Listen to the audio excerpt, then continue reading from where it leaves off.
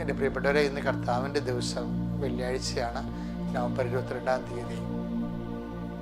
ഇപ്പം നമ്മൾ ഇന്ന് കണ്ടുമുട്ടുന്ന എല്ലാ വ്യക്തികളിലും കർത്താവിൻ്റെ കൃപ ചൊരിഞ്ഞു നിൽക്കണം. നിങ്ങൾ എനിക്കൊരു ആശീർവാദമായിരിക്കും. എബ്രാഹത്തിന് കൊടുത്ത വിശ്വാസി എന്ന് പറയുന്നതാണ് എബ്രാഹാം. നമ്മളിൽ എല്ലാവരും എബ്രാഹാം ജീവിക്കുന്നുണ്ട്. whenever you believe you became Abraham. Abraham എന്താണ്?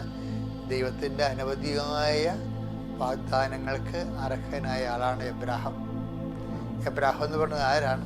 വിശ്വാസത്തിന് വേണ്ടി ദൈവതിരുസന്നിധിയിൽ വചനം നിറവേറ്റാൻ ഏതറ്റ കൈയും ചെയ്യാവുന്ന ഒരു വ്യക്തി പ്രാഭവത്തിൻ്റെ പേരാണ് എബ്രാഹാം.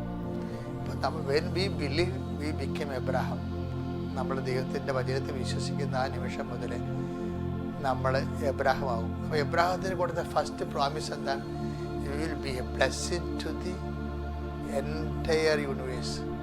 നീ ഈ ഒരു വലിയ അനുഗ്രഹമായിരിക്കും ജനങ്ങൾക്ക്. വിശ്വസിക്കുന്ന എല്ലാവർക്കും അനുഗ്രഹമാണ്. കർത്താവെ, അങ്ങയുടെ മക്കള് ഈ നിമിഷം അങ്ങയുടെ നാമത്തിൽ പ്രാർത്ഥിക്കണം. കർത്താവ്, ഈ പ്രഭാതത്തെ ഓർത്ത് നന്ദി പറയുന്നതോടൊപ്പം തന്നെ ഇന്ന് കണ്ടുമുട്ടുന്ന വ്യക്തികളെ നീ ആശീർവദിക്കണം. കർത്താവ്, നിന്റെ തിരുമുറിവാകുന്ന വലതുകരം മക്കളുടെ ശിരസിൽ വെക്കണം. കർത്താവ്, അടിപ്പിടർ പോലെ വൈദ്യാഘാതം പോലെ ദൈവികമായ ശക്തി അങ്ങയുടെ മക്കളിലേക്ക് ഒഴുകണം. എല്ലാ സന്ധിബന്ധങ്ങളിൽ കർത്താവിൻ്റെ രക്തം നിറയട്ടെ. മാംസപേശികളിൽ കർത്താവിൻ്റെ രക്തം നിറയട്ടെ. രക്തഞരമ്പുകളിൽ കർത്താവിൻ്റെ രക്തം നിറയട്ടെ. കർത്താവെ, അങ്ങയുടെ മക്കൾ എന്ത് വിഷയത്തിലാണോ ഏറ്റവും കൂടുതൽ ഭാരപ്പെടുന്നത്, ഉത്കണ്ഠപ്പെടുന്നത്, ആ വിഷയത്തിന് മേൽ ദൈവികമായ ശക്തി ഈ നിമിഷം ആവശ്യിക്കട്ടെ. കർത്താവ്, അങ്ങയുടെ കൃപ എന്ന് പറയുന്നത് അങ്ങയുടെ ശക്തിയാണല്ലോ. അങ്ങ് എക്കാലങ്ങളിലും ദൈവം തിരഞ്ഞെടുത്ത വിശ്വാസികളായ എല്ലാ മക്കൾക്കും കർത്താവ് അങ്ങ് കൊടുത്ത ശക്തിയാണ്. കർത്താവ്, ഞങ്ങളെ ബലപ്പെടുത്തണമെന്ന് പ്രാർത്ഥിക്കുന്നു. ഞങ്ങളുടെ ഇന്നത്തെ ഉത്തരവാദിത്വം അങ്ങ് ഏറ്റെടുക്കുന്നു എന്നതിൻ്റെ സൂചനയാണ് നീ ആശീർവദിക്കുന്നവരെ ഞാൻ ആശീർവദിക്കുമെന്ന് പറയുന്ന അങ്ങയുടെ വാഗ്ദാനം. കർത്താവ്, ഞങ്ങൾ എവിടെയെല്ലാം ചെല്ലുന്നു, ആരെല്ലാം കണ്ടുമുട്ടുന്നു, എന്തിലെല്ലാം ഇടപഴകുന്നു, അവിടെയെല്ലാം കർത്താവിൻ്റെ ചൈതന്യം നിറഞ്ഞു നിൽക്കാൻ ഇടയാക്കണമേ. 38 വർഷം ഞാൻ അർപ്പിച്ച കൃപാനയുടെ യോഗ്യതയാൽ കൃപാസന അൾത്താറ് ജീവനോടെ പ്രത്യക്ഷപ്പെട്ട പരിശുദ്ധ അമ്മയുടെ മാധ്യസ്ഥത്താലെ ദൈവികമായ ശക്തി നിങ്ങളിലേക്ക് ആവശ്യിക്കട്ടെ. നിങ്ങളുടെ സംസാരങ്ങൾ, ചിന്തകൾ, കേൾവികൾ, നിങ്ങളുടെ വിശ്രമങ്ങളിൽ പോലും കർത്താവിൻ്റെ ശക്തി നിറഞ്ഞു നിൽക്കട്ടെ. നിങ്ങൾ ഉണർന്നു വരുന്ന സമയങ്ങളിലെല്ലാം കർത്താവിൻ്റെ കൃപ നിങ്ങളിലേക്ക് ആവശ്യിക്കട്ടെ. കർത്താവെ, നിൻ്റെ നാമത്തിൽ ഞങ്ങൾ പ്രാർത്ഥിക്കുന്നു. കർത്താവ്, അപ്പോസ്തലന്മാർ നീ അയച്ച അപ്പോസ്തലന്മാരെ പോലെ ഞങ്ങളും കർത്താവ് നിൻ്റെ നാമത്തിൽ വിശ്വാസത്തിൽ അയക്കപ്പെടുകയാണ് ചെയ്യേ. നീ അയക്കി ചെല്ലുന്ന ഏത് വീട്ടിൽ ചെന്നാലും സമാധാനം ആശംസിക്കാമെന്ന് അരുളി ചെയ്തപ്പോൾ നിൻ്റെ നാമത്തിൽ ആരോട് ഞങ്ങൾ സംസാരിക്കുന്നുവോ, ആർക്കെല്ലാം ഞങ്ങൾ ഹൃദയത്തിൽ സമാധാനം അവർക്ക് വരണമെന്ന് ആഗ്രഹിക്കുന്നുവോ അവർക്കെല്ലാം അത് അവകാശമാക്കാനും ഓഹരിയാക്കാനും ദൈവത്തിൻ്റെ പരിശുദ്ധ നിറയട്ടെ. കർത്താവ്, ആശുപത്രിയിൽ കഴിയുന്നവർ, ആശുപത്രിയിലേക്ക് പോകുന്നവർ, ടെസ്റ്റിന് ബ്ലഡ് ടെസ്റ്റിന് കൊടുത്തിട്ടുള്ളവർ, ബയോപ്സിക്ക് കൊടുത്തിട്ടുള്ളവർ, കർത്താവ് എല്ലാവരും നീ ഏറ്റെടുക്കണം. കർത്താവ്, വല്ലപാടും ചത്താ മതിയാന്ന് ചിന്തിച്ച് നടക്കുന്ന ആൾക്കാരുണ്ട് ഈശോയെ.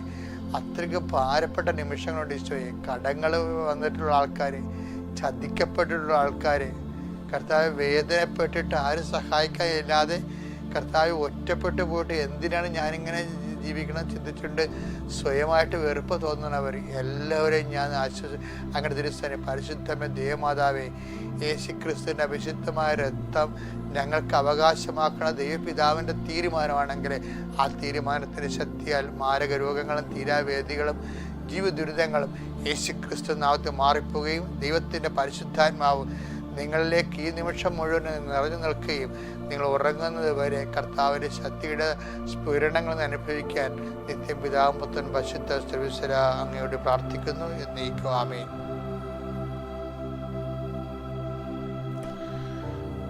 എൻ്റെ പ്രിയപ്പെട്ടവരെ, നവംബർ 22-ാം തീയതി വെള്ളിയാഴ്ച ഇന്ന് നമ്മൾ വായിക്കുന്ന വചനം സക്കറിയായുടെ തിരുവചനങ്ങളാണ്. സക്കറിയായുടെ പ്രവാചകന്റെ തിരുവചനം 8-ാം അധ്യായം 12-ാമത്തെ വാക്യം. ഞാൻ സമാധാനം വിതയ്ക്കും, മുന്തിരി ഫലം നൽകും, നിലം വിളവു നൽകും, നിലം വിളവ് നൽകും. ആകാശം മഞ്ഞു പൊഴിക്കും. ആകാശം മഞ്ഞ് പൊഴിക്കും. ഈ ജനത്തിൽ അവശേഷിക്കുന്നവർ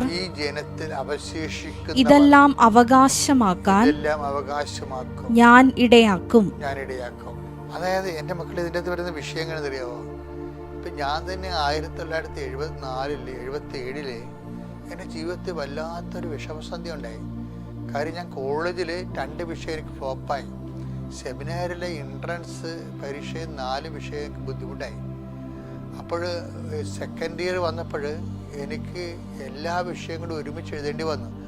ദുഃഖ വെള്ളിയാഴ്ച ഞാൻ 22 മണിക്കൂർ പഠിച്ച ഒരു ദുഃഖ വെള്ളിയാഴ്ച ഉണ്ടായിരുന്നു. അപ്പോൾ ഞാനോർത്തു എൻ്റെ ജീവിത വള്ളം മുങ്ങിപ്പോയി. അപ്പോൾ ഞാനോർത്തു ഏതെങ്കിലും വിഷയത്തിന് പോയാലും കോളേജിൽ തോറ്റാലും എൻട്രൻസ് തോറ്റാലും വീട്ടിൽ പോകേണ്ടി വരും. അപ്പോൾ എൻ്റെ ദൈവവിളി ദുരാശരായിപ്പോയി. ആ സമയത്ത് എൻ്റെ മനസ്സിൽ തോന്നിയൊരു വിഷമം എന്ന് പറയണത്, ദൈവമേ സത്യം പറഞ്ഞാൽ എനിക്ക് ദൈവവിളി ഉണ്ടോ?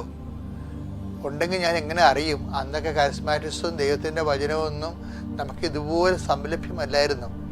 പക്ഷേ എൻ്റെ കർത്താവ് എൻ്റെ മുമ്പിൽ എൻ്റെ പഠനത്തിൻ്റെ ഭാഗമായിട്ട് ഒരു ബൈബിൾ വെച്ചിരുന്നു. എനിക്ക് ശരിക്കും പറഞ്ഞാൽ ആ ബൈബിളല്ല ഞാൻ പഠിച്ചുകൊണ്ടിരുന്നത്, എക്കണോമിക്സ് ആയിരുന്നു പഠിച്ചുകൊണ്ടിരുന്നത്.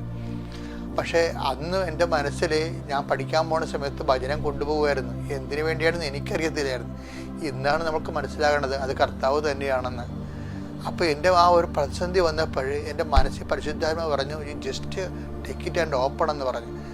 അപ്പോൾ ഞാനൊരു വിശ്വാസപ്രമാണം ചൊല്ലി. ആരും എന്നോടത് പറഞ്ഞതല്ല. വിശ്വാസപ്രമാണം ചെല്ലാൻ വേണ്ടി എൻ്റെ മനസ്സിൽ പരിശുദ്ധാത്മാവ് തോന്നിച്ചതാണ്. ഞാനത് ചൊല്ലിക്കഴിഞ്ഞിട്ട് ഞാനത് ഓപ്പൺ ചെയ്തപ്പോൾ കിട്ടിയ വചനം എന്നറിയാവോ? ജോസഫിനെ ഞാൻ അനുഗ്രഹിക്കുമെന്നാണ്. എൻ്റെ കണ്ണ് നിറഞ്ഞു പോയി. എനിക്ക് വല്ലാത്തൊരു ആന്തരിക അഭിഷേകം വന്നു. അന്ന് അഭിഷേകം എന്ന വാക്ക് പോലും ഉപയോഗിക്കാറില്ല കേരള സഭയിൽ, ഒരു സഭയിൽ ഉപയോഗിക്കാറില്ല. അതൊക്കെ പുതിയ ആധ്യാത്മികതയുടെ ജനത്തിൻ്റെ അനുഭവങ്ങളാണ്. അപ്പോൾ വല്ലാത്തൊരു പിരിവിരിപ്പ് നെഞ്ചിൽ നിന്ന് സരസ്വതി നിങ്ങൾ കയറി ഇറങ്ങണ പോലെ എനിക്ക് തോന്നി. അപ്പോൾ എൻ്റെ മനസ്സിൽ ആ വചനം ഞാൻ വിശ്വസിച്ചു. അപ്പോൾ എനിക്ക് മനസ്സിലായി എനിക്ക് ദൈവവിളിയുണ്ട്, ഞാൻ ഇവിടെ പരാജയപ്പെടുത്തില്ല, എന്നെ വിജയിപ്പിക്കുന്ന സ്വർഗത്തിലെ ദൈവം എന്നെ വിജയിപ്പിക്കുമെന്ന് എന്നെ മനസ്സിലാക്കി.